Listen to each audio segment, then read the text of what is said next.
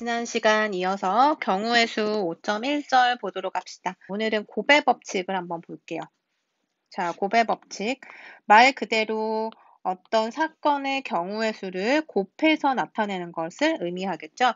일단 읽어보면 두 사건 A와 B에 있어서 A가 일어나는 경우의 수가 m가지고 그 각각에 대하여 B가 일어나는 경우의 수가 n가지일 때 A가 일어나고 동시에 B가 일어나는 경우의 수, 발생하는 경우의 수는 m과 n을 곱하는 것이다. 자, A라는 사건과 B라는 사건이 있는데 A라는 사건은 나타날 수 있는 경우의 수가 m가지가 있고 B는 n가지가 있는 상태예요. 그쵸? 그럴 때 A가 일어나고 그리고 동시에 라는 말이 중요하죠. A와 B가 동시에 발생할 수 있는 경우의 수는 이때 가지수를 곱해주는 것이다 라고 했어요. 자, 동시에라는 표현은 우리가 동일한 용어로 생각을 하면 and라고 표현할 수 있겠죠. 그리고 A 그리고 B 이렇게 해석을 하면 돼요. 그죠?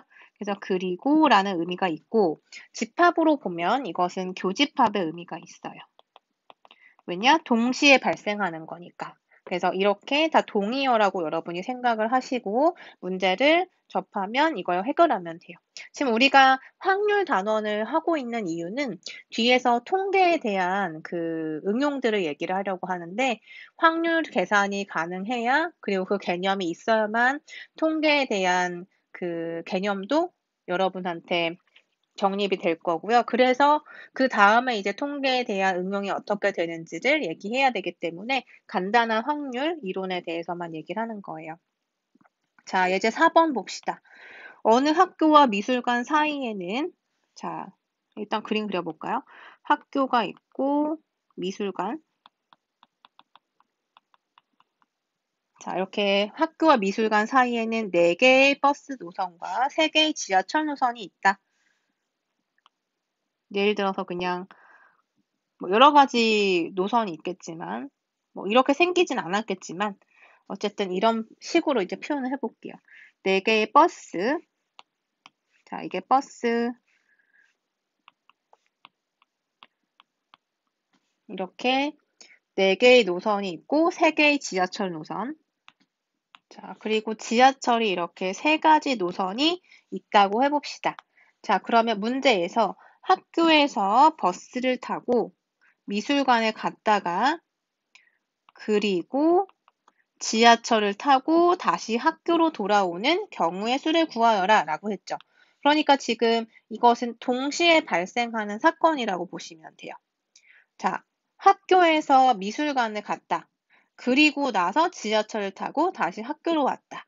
이렇게 해석이 되겠죠. 그러면 학교에서 버스 타고 미술관을 가는 방법은 총 4가지가 있죠. 버스 노선이 4개가 있으니까 4개 중에 하나 타면 되는 거니까 그래서 4가지의 경우의 수가 있다. 즉 A라는 사건인 거죠. 학교에서 버스를 타고 미술관을 가는 이 사건 자체를 A 이벤트라고 하자.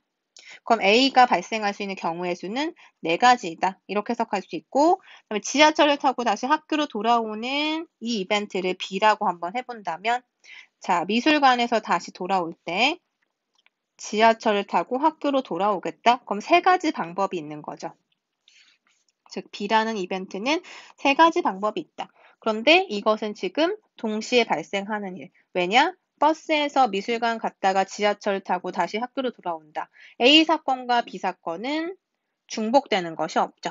A 사건과 B 사건은 겹치는 것이 없기 때문에 이렇게 곱의 법칙을 이용해서 이 경우에는 곱해주면 총 12가지 경우의 수를 여러분이 셀 수 있을 거예요.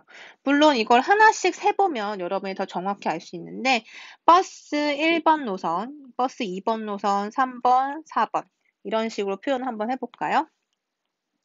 버스라고 하니까 조금 표기가 힘드니까 앞글자 따서 우리 B라고 해봅시다. B1, B2, B3, B4 자, 그리고 지하철은 뭐라고 써볼까요?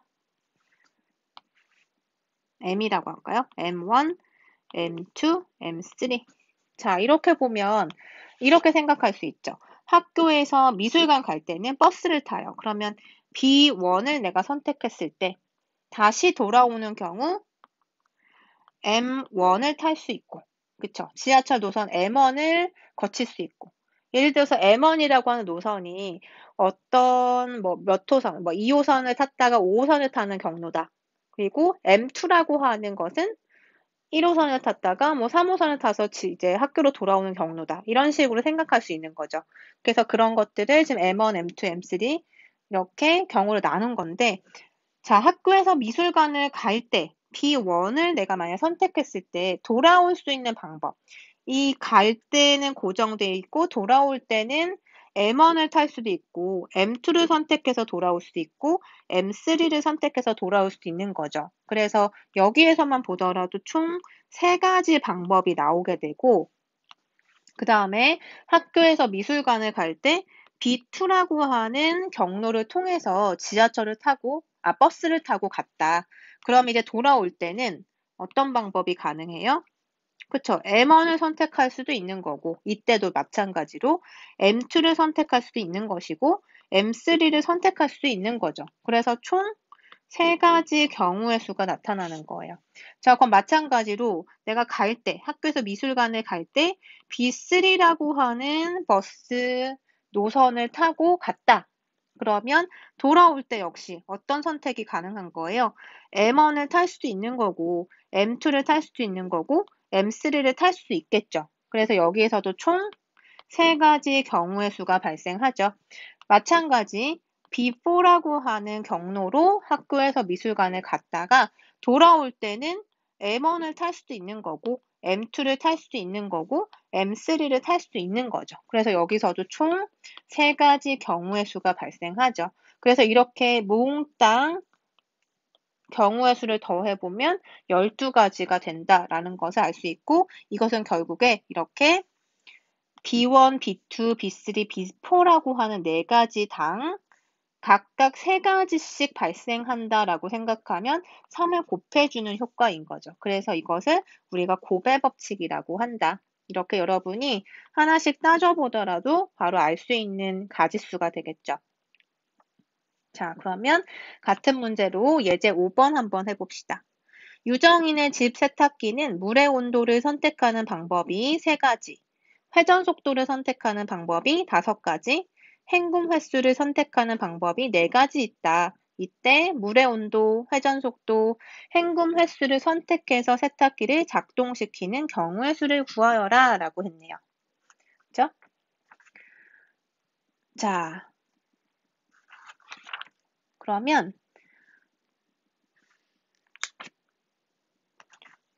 한번 생각해 봅시다. 유정인의 집 세탁기에서 지금 이벤트를 생각하면 물의 온도를 선택하는 방법. 자, 이것을 여러분이 사건 A라고 생각해 볼게요. 자, 이것에 대해서 그 다음에 회전 속도를 선택하는 방법. 이것을 B라고 해보자. 자, 그 다음에 헹굼 횟수를 선택하는 방법. 이것을 C라고 해보자. 그죠? 그래서 이제 세탁기가 이렇게 있으면 자, 여러분도 많이 봤을 거예요. 자, 여기에 선택사항들이 있죠. 여기 전원 버튼이 이렇게 있다고 하면 선택사항이 있고, 여긴 물의 온도 선택, 그 다음에 회전 속도, 그 다음에 헹굼 횟수, 이런 식으로 있다고 한번 해볼게요. 이 세탁기의 모양이.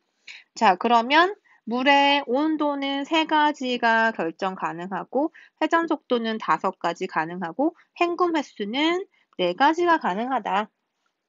그쵸? 그래서 물의 온도를 우리가 3가지가 있으니까 물의 온도를 3가지 그래서 A의 1, A의 2, A의 3 이렇게 3가지로 선택할 수 있다라고 한번 해볼게요. 그 다음에 회전 속도를 선택하는 건 역시 5가지가 있는데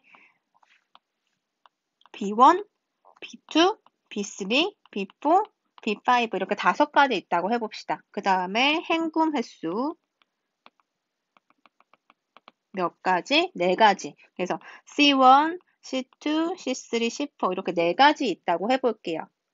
자, 그러면 우리가 이때 이렇게 세 가지 선택사항을 선택해서 세탁기를 작동시킬 수 있는 방법이 과연 몇 가지인가? 이게 지금 질문인 거죠.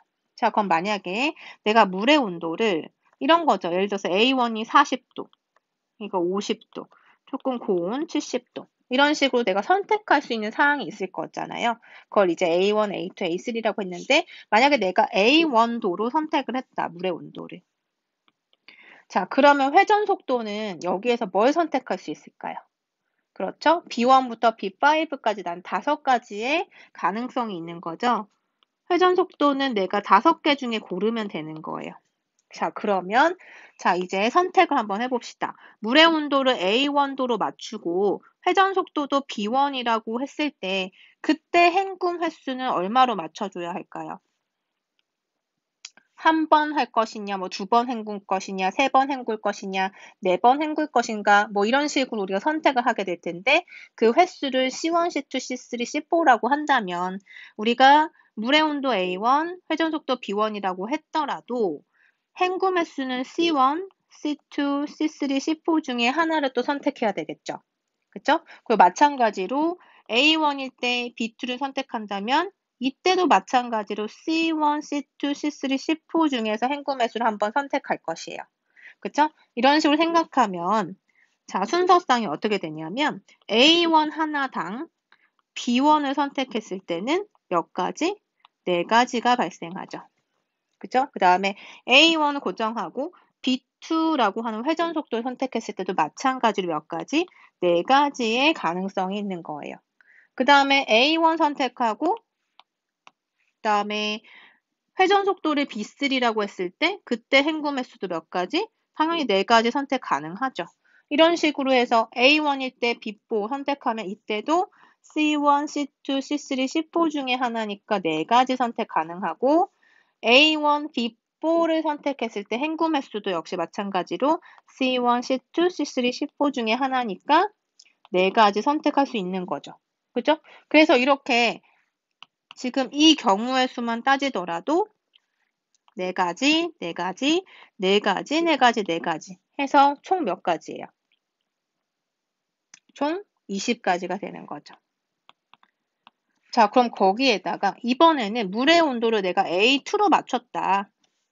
그럼 이때도 마찬가지 회전 속도는 몇 가지를 선택할 수 있나요? 그죠? B1부터 해서 B5까지 5가지 중에 하나를 선택할 수 있다. 그러면 또 A2를 물의 온도로 맞춰주고 B1이라는 회전 속도일 때 헹굼 횟수는 몇 가지 가능하다? C1부터 C4까지 4가지가 가능하다. 그럼 아까 한 것처럼 마찬가지 A2로 맞추고 B2로 맞추고 그 다음은 역시 C1부터 C4까지 하나를 선택해서 4가지 가능한 그런 집합이 나오죠. 그 다음에 B3에서도 마찬가지, B4에서도 4가지, B5 선택했을 때, 즉 A2, B5 그리고 헹굼 횟수 4가지 중에 하나. 그래서 또 4가지. 이렇게 되겠죠. 그쵸? 그래서 총 몇 가지? 또 여기서도 20가지. 맞죠? 그 다음에 또 뭐겠어요? A3라고 하는 물의 온도를 선택했을 때, 그 다음에 회전 속도는 B1부터 B5까지 선택할 수 있고, 또 각각의 B1에서는 A3, B1일 때 헹굼 횟수는 C1부터 C4까지 또 4가지. 이런 식으로 생각하면 물의 온도를 A3로 했을 때 가능한 경우의 수도 총 20가지가 나오게 되겠죠. 그래서 이 경우와 지금 이 경우랑 이 경우를 다 더해주면 총 60가지가 나올 거예요. 왜냐? 지금 왜 더한 걸까요? 더한 이유는 이렇게 발생한 것과 이렇게 발생한 것, 이렇게 발생한 것은 동시에 발생하는 일은 아니니까. 그래서 다 더해서 합의 법칙 쓴 거고 각각에 대해서는 우리가 계산을 할 때 물의 온도를 선택할 수 있는 방법의 수는 3가지죠. 회전 속도는 5가지죠. 헹굼 횟수는 4가지예요. 그런데 물의 온도 다르고 회전 속도 다르고 헹굼 횟수 다른 각각의 이벤트이기 때문에 이때는 곱을 해준다. 그래서 다 곱해주면 60가지가 나오는 거죠.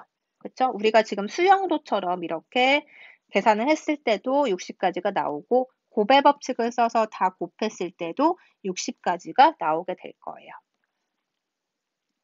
자, 그러면 우리 첫 번째 요 케이스를 한번 살펴보면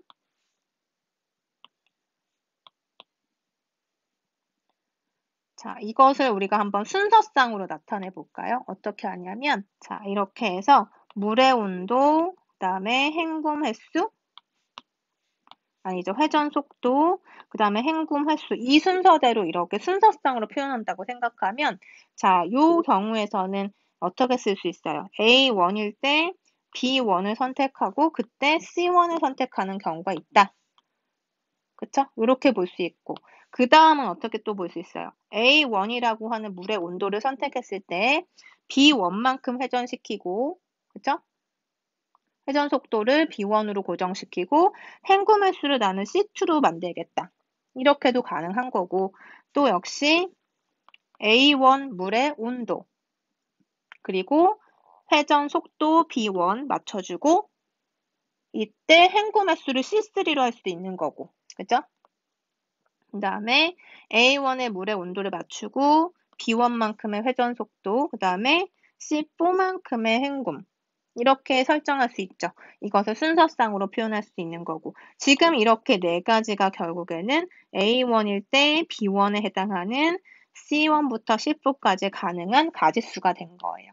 이렇게 해서 네 가지가 발생했고 그 다음에 마찬가지 A1일 때 내가 B2라고 하는 회전 속도를 선택했을 때 이 두 번째 컴포넌트가 달라지겠죠. 그리고 뒤에 있는 경우의 수도 총 C1부터 C4까지 네 가지가 들어가서 역시 순서상으로 네 가지가 이제 계산이 될 거고 이런 식으로 하면 물의 온도를 A1으로 맞췄을 때 총 가능한 가지수는 20가지가 된다는 거예요.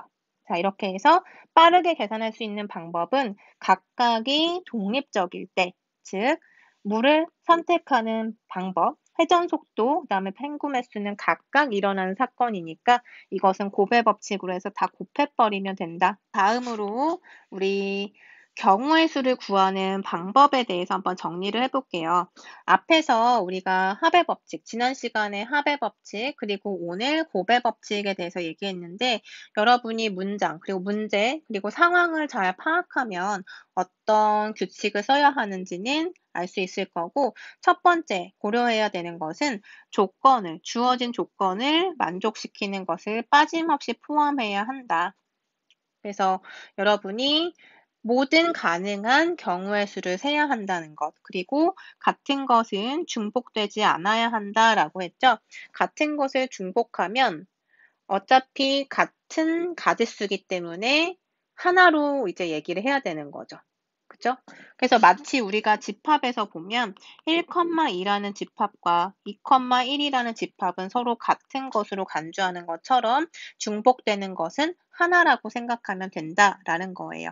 그다음 두 번째는 수영도나 사전적 배열법 등을 이용한다라고 했는데 수영도라는 것은 말 그대로 그림처럼 예를 들어서 아까 우리 이렇게 그렸던 가지치기 하면서 그렸던 이런 방법, 배열법은 이렇게 순서상처럼 이런 식으로 우리가 나열하는 것, 이런 형태로 우리가 경우의 수를 따질 수가 있다.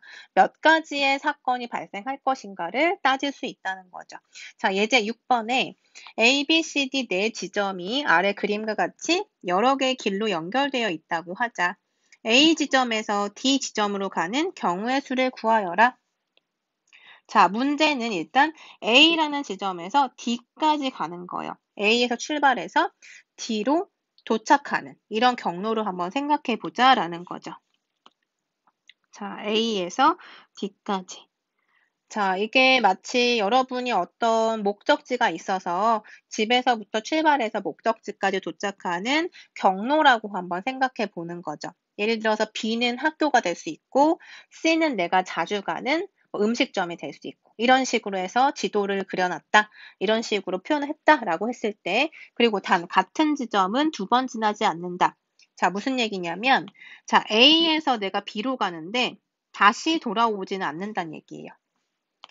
자, 그러면 A에서 D까지 가는 경우의 수를 생각해 보자라고 했는데 자, 지금 A와 D, 즉 출발지와 목적지를 제외하고 B하고 C라고 하는 두 지점이 남아있기 때문에 A에서 D로 갈 때 B를 거쳐서 가는 경우도 있을 것이고 C를 거쳐서 가는 경우도 있겠죠.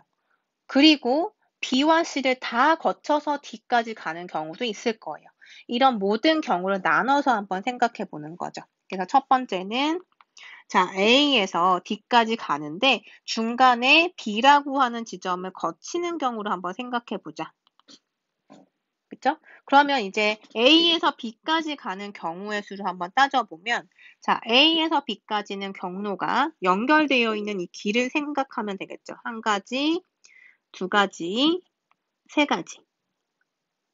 이거 말고는 없죠? 자, 물론 A에서 B까지 가는 방법은 여러 가지가 있지만 바로 가는 방법만 세는 거예요. 물론 A, C로 거쳐서 B로 가는 방법도 있지만 이것은 거쳐서 가는 거니까 생각하지 않기로 하고 직접 가는 경로만 따지는 거죠. 그래서 여기서는 세 가지 방법이 나오고 그리고 B에서 D까지 가는 것은 어떻게 될까요? B에서 D까지. 직접 가는 경로만 한번 그려보면 자, 이 경로가 있고 이 경로가 있고 나머지는 없죠. 그래서 이렇게 두 가지. 자, 그런데 생각해 보세요. A에서 B까지 가는 것하고 B에서 D까지 가는 것은 독립되어 있는 사건이죠. 그죠? 연관이 없고 각각 발생하는 거기 때문에 3하고 1을 어떻게 해야 된다? 곱해줘야만 A에서 B를 거쳐서 D로 가는 경우의 수 6가지를 생각할 수가 있다. 그죠? 더 쉽게 생각하면 자, 이 경로로 갔을 때 내가 이렇게 갈 수도 있고요. 이렇게 갈 수도 있어요. 그럼 지금 우리가 이렇게 경로를 생각했을 때 그것에 해당하는 가짓수가 두 가지. 그러면 내가 이 경로를 선택했을 때도 두 가지. 마찬가지 이 경로를 선택했을 때도 두 가지. 하면 총 6가지가 나오죠. 이걸 곱셈을 해서 계산을 한 거예요. 자, 이렇게 우리가 또 따질 수가 있고 그 다음은 어떤 경로가 있을까요? A에서 D까지 가는데 이번에는 C만 거쳐보자. 그래서 A에서 C로 가는 거, 직접 가는 거 한번 찾아보면 이렇게 하나, 그 다음에 두 가지 보이시죠? 그 다음에 C에서 D로 가는 것도 찾아볼게요. 자, 이렇게 하나, 이렇게 하나. 보이죠? 그래서 두 가지. 자, A에서 C로 가는 것. 그리고 C에서 D로 가는 거니까 곱해 법칙을 쓰자. 그래서 2 곱하기 2를 하니까 총 4가지가 된다. 이렇게 볼 수 있고 세 번째 어떻게 되죠? 뭐가 있을까요? 경로가 이제 A에서 D까지 가고 싶은데 B 하나 거쳐봤고 C 하나 거쳐봤으니까 B하고 D를 다 거쳐서 가는 걸 생각해 보는 거예요. 그런데 순서를 B 다음에 C를 가서 D로 가는 거. 이렇게 중간에 B와 C 경로를 집어넣었을 때는 어떻게 될까? 자, 요거 한번 생각해 볼게요. 자, 그럼 A에서 B로 가는 것은 아까 세 가지 보셨죠? 그 다음에 B에서 C로 가는 거 한번 따져봅시다. B에서 C는 하나,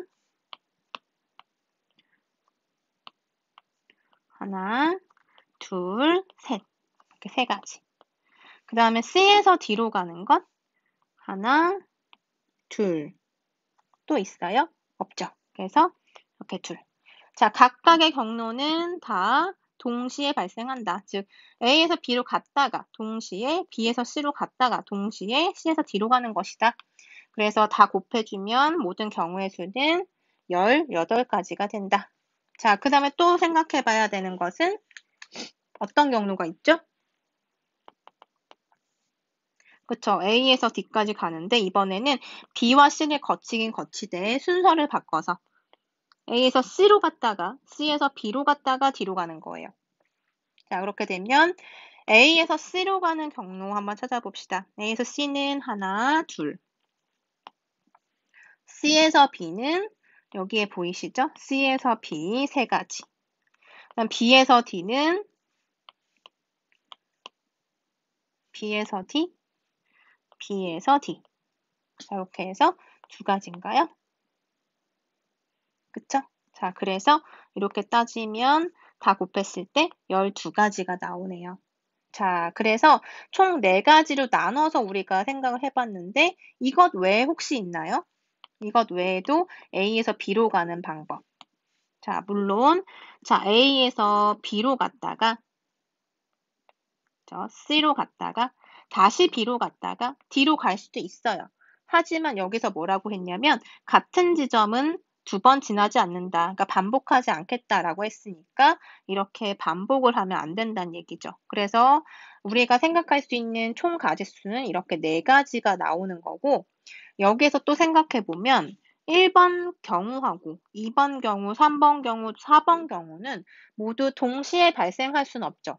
나는 지금 한 명인데 1번과 2번을 동시에 수행할 수는 없잖아요. 그쵸? 그래서 1번인 경우 또는 2번으로 가거나 또는 3번으로 가거나 또는 4번 경로로 갈 것이다. 이렇게 생각하면 자, 또는의 의미이기 때문에 이 사건들을 다 어떻게 해야 된다? 합의 법칙을 써서 더해주면 된다. 그래서 6 플러스 4 플러스 18 플러스 12 이렇게 해주면 총 몇 가지인가요? 40가지 경우의 수가 나오죠. 그래서 각각의 경우에 대해서는 곱의 법칙을 적용한 거고 전체적으로 봤을 때는 동시에 발생하는 사건은 아니기 때문에 합의 법칙을 써서 우리가 경우의 수를 구했다. 이어서 예제 7번 봅시다. 5명의 학생이 각자 자신의 모자를 옷걸이에 걸어 놓았다. 임의로 모자를 다시 가져갈 때 5명 모두가 다른 학생의 모자를 가져가는 경우의 수를 구하여라 라고 했어요. 자, 5명의 학생이 일단 등장했어요. 그리고 각각 그 학생들이 다 모자를 쓰고 있었던 거죠. 그래서 그 모자를 옷걸이에 걸어놨는데 다시 어딘가 이제 외출하려고 나갈 때 그 모자를 가져가는데 자기 걸 가져가지 않는 거예요. 모든 학생이. 자, 우리 그러면 이제 이렇게 한번 생각해 볼게요. 자, A 모자가 여기 있고 B의 모자가 여기 있고 C의 모자가 여기 이렇게 있고 D의 모자가 여기 걸려 있고 E의 모자도 여기 이렇게 걸려 있었다고 해볼게요. 자, 그런데 이런 경우를 한번 생각해 보죠. A의 모자를 B가 가져가는 거예요. B라는 학생이 A의 모자를. 그러면 어쨌든 B가 A의 모자를 쓰고 나갔으니까 자기 거 아닌 거죠. 그래서 일단 조건을 만족하고 있죠. 자, 그럼 이때 B는 일단 해결이 됐고 A 학생, C 학생, D 학생, E 학생, 즉 B 학생을 제외한 4명의 학생이 B 모자를 쓸 수 있는 가능한 경우를 따져보자라는 거예요. 그러면 자기 주인이 아니기 위해서는 B 모자를 누가 써야 하는가? 당연히 B를 제외한 A, C, D, E 학생이 되겠죠. 그래서 B 모자는 A 학생이거나 아니면 C 학생이거나 D 학생이거나 E 학생이 쓰면 좋겠다라는 거예요. 이렇게 생각할 수 있고 그 다음에 C 모자는 누가 써야 하는가? 생각해보면 B는 이미 A의 모자를 썼기 때문에 B는 제외를 하고 그리고 C 모자를 쓸 수 있는 사람은 역시 C라고 하는 학생을 제외해야지 지금 조건이 만족되죠. 그래서 C를 제외하면 사실 A, B, D인데 B는 이미 썼기 때문에 나머지 누가 되는 거예요? C와 B를 제외하는 A, D, E가 될 것이고 A는 이미 여기서 B의 모자를 썼기 때문에 이 경우에는 C 모자를 D나 E라는 학생이 쓰고 나가야 되는 거죠. 자, 이렇게 생각할 수 있고 또 여기에서 또 생각해 보면 자, 지금 B하고 A와 D는 모두 다 다른 사람의 모자를 쓰고 나갔다고 생각해 보세요. 그러면 이제 지금 남은 학생이 누구냐면 그쵸? C하고 E라는 학생이 남아있죠. 그러면 자, C하고 E라는 학생이 지금 남아있는 상황에서 D 모자를 쓸 수 있는 사람은 누가 될 것인가? C하고 E인데 이때 여기에서 C가 만약에 D의 모자를 써버리면 남아있는 사람은 B, A, D, C 빼고 E가 남아있는데 E가 E의 모자, 자기 자신의 모자를 쓸 수밖에 없는 상황이 되죠. 그래서 여기에서는 D 모자를 E가 쓰고 그쵸? E가 쓰고 E의 모자를 C가 쓰면 되겠네. 자, 이렇게 하면은 모두가 자기 자신의 모자가 아닌 걸 쓰고 나갈 수가 있는 거죠. 다 조건이 만족되는 거고, 그 다음, 자, A의 모자를 B가 썼을 때 한정해서 B 모자를 A가 썼다. 그리고 C의 모자를 E가 썼다라고 했을 때 또 여기를 한번 채워볼게요. 그럼 D의 모자를 쓸 수 있는 가능한 사람은 B와 A와 E를 제외한 누가 되죠? C와 D가 되겠죠. 근데 D 모자를 D가 쓰면 안 되니까 여기에 C가 들어가야 되고 그 다음에 D가 E의 모자를 쓰면 역시 조건을 만족할 수 있다. 자, 이런 식으로 생각을 하자는 거죠. 자, 그 다음에 자, B라는 학생이 A의 모자를 쓰고 나가고 그 다음에 B 모자를 C라는 학생이 썼다. 이 경우에 대해서도 한번 나눠서 생각해 봅시다.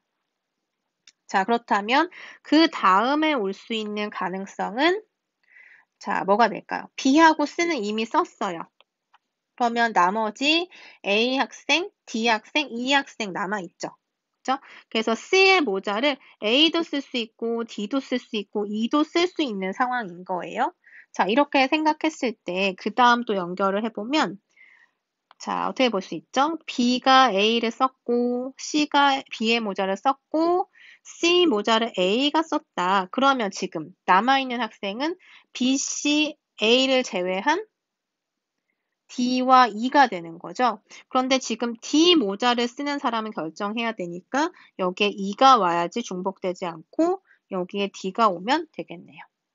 자, 이렇게 채울 수 있고 그 다음도 마찬가지.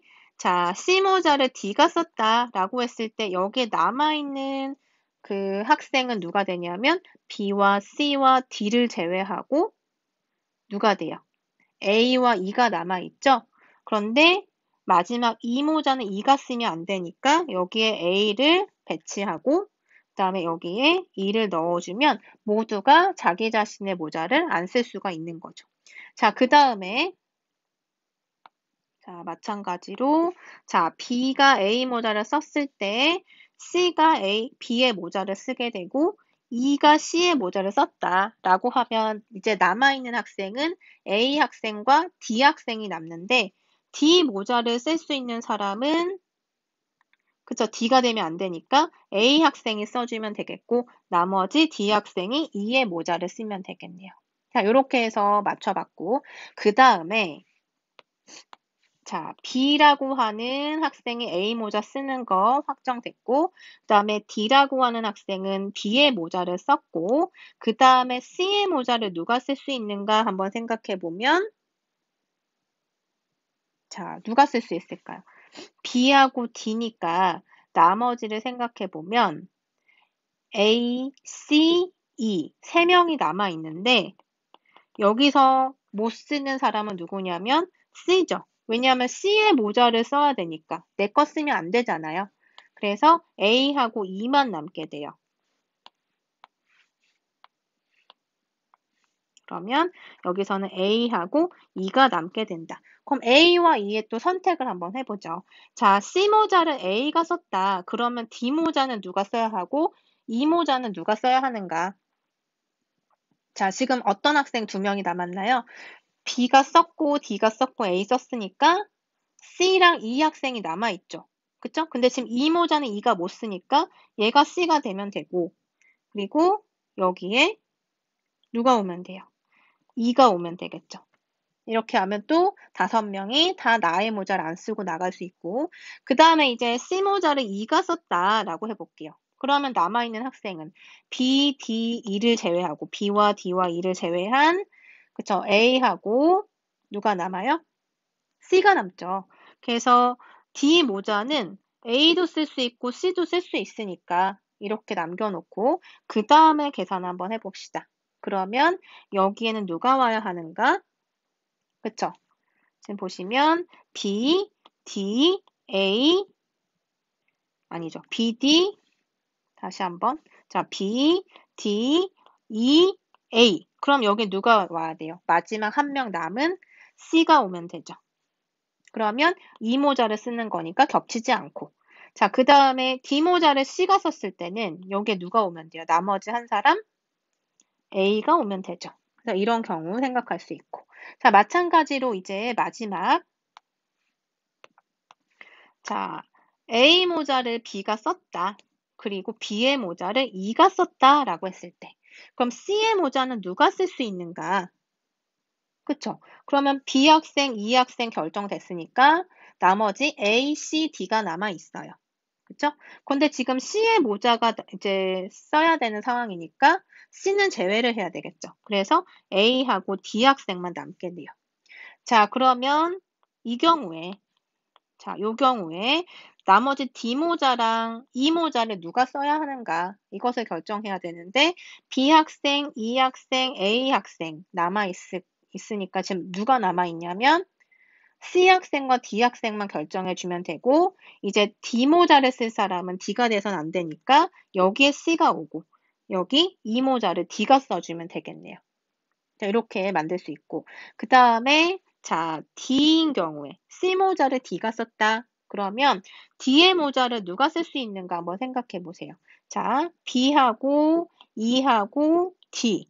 그럼 남아있는 학생은 A하고 C 학생이죠. 자, A랑 C. 둘 다 가능하죠? 왜냐면 D 모자는 A하고 C가 다 쓸 수 있는 상황이니까. 자, 그러면 A라고 하는 학생 다음에 E 모자를 누가 써야 하는가? 이제 따져보면 되죠? B 있고 E 해결됐고 D 학생 나갔고 A 학생 나갔고 그럼 누가 남아있어요? C가 남아있죠. C 학생 여기 이렇게 들어가면 E 모자 써도 괜찮죠? 자, 이렇게 됐고 마지막 D 모자를 C가 썼다. 그러면 E 모자는 누가 써야 하는가? 남아있는 학생 A가 써주면 역시 E 모자 나의 모자가 아니니까 역시 모두가 나의 모자를 안 쓰고 나갈 수가 있는 거예요.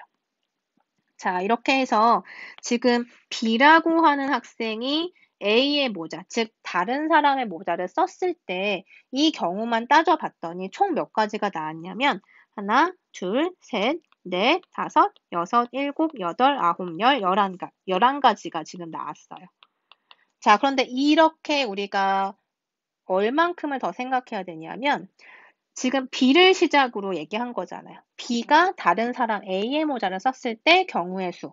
그러면 이제 예를 들어서 A라는 학생이 다른 사람의 모자를 썼을 때도 이와 같이 쭉 경우의 수를 나열할 수 있겠죠. 이렇게 또 마찬가지로 11가지가 나올 거예요. 왜냐? 지금 B라고 하는 학생을 입장으로 지금 한번 계산해 본 건데 여기에 A가 들어가도 사실은 나머지 배열이 달라질 뿐이지 가짓수는 똑같겠죠.